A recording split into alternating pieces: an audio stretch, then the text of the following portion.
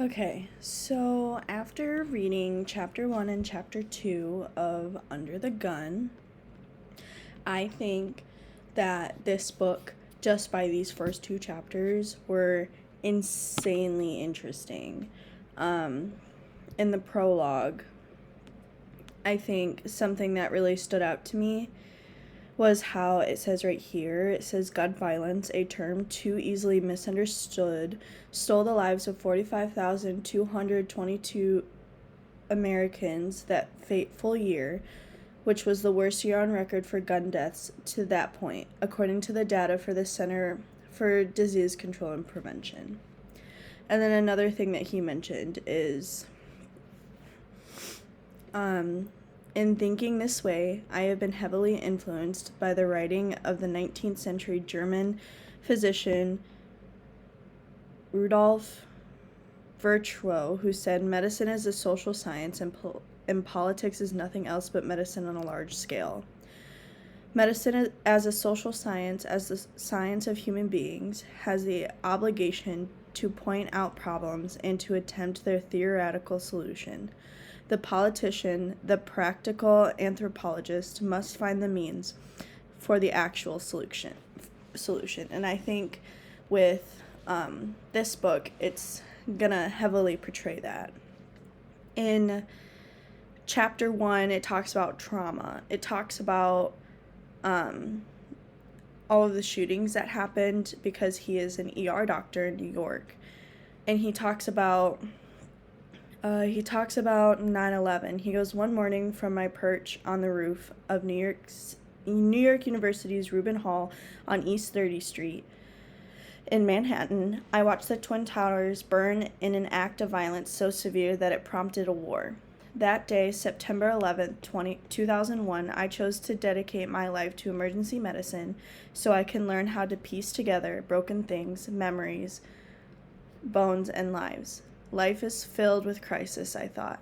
I wanted to be useful in that moment when everything else was falling apart. And I think that's one of the main reasons why I chose public health is I want to be able to help with that.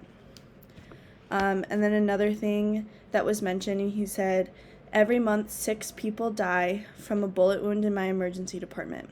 In 2020, when all the numbers were tallied across every community in the United States, the total was over 45,222 Americans who died from a bullet that year.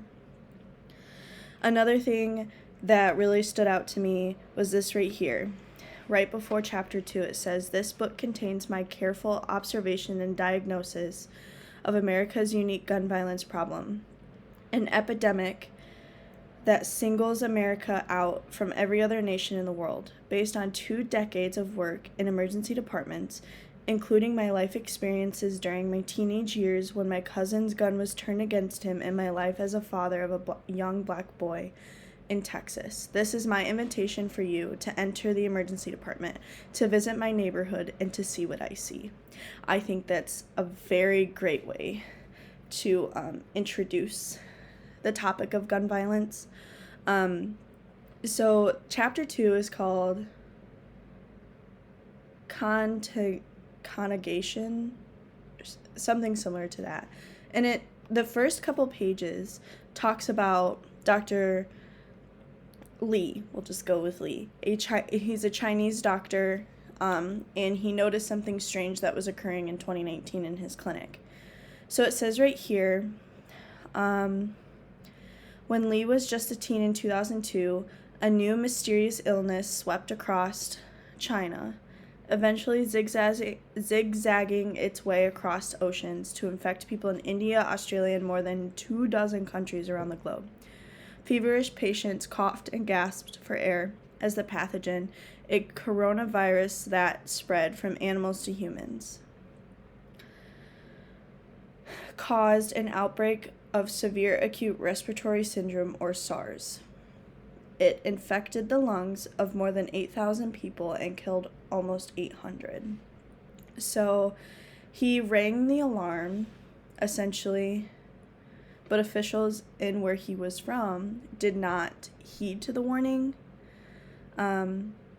and essentially people weren't listening to him. So Lee's friends listened when he said his patients were being sent home, where they were infecting their children, parents, and grandparents. Relative of his patients wound up trapped in isolation in the intensive care unit on ventilators, breathing machines that artificially pumped high concentrations of oxygens into the lungs. Although they listened on WeChat, the Chinese social media giant, there wasn't much Lee's former medical school classmates could do. So then it says right here, on January 11th, 2020, just days after Lee had first warned about the return of SARS, Chinese scientists decoded the genetic blueprint of the novel virus. It was indeed another coronavirus, a close relation to original SARS virus. Lee has been the harbinger of the new global health crisis.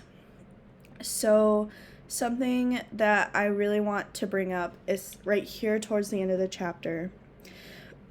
It says, from where I stand in the emergency department, a gunshot wound is an injury to treat and a life to save. From a public health doctor like Dr. Xiamen, elevating a single gunshot victim requires taking a step back. Never taking her eye off the patient, her approach would be to take a hostilic assessment of who the person is, where they live, and what their whole life really looks like. And I think something else that really, really stuck with me is the right treatment for a condition requires a correct diagnosis, and the first step requires employing the proven public health approach. This is where everything fell apart in the United States. And then it says at the bottom, it says, we investigate why the money-hungry and those driven by power worked to block research that could have prevented hundreds of thousands of deaths and injury.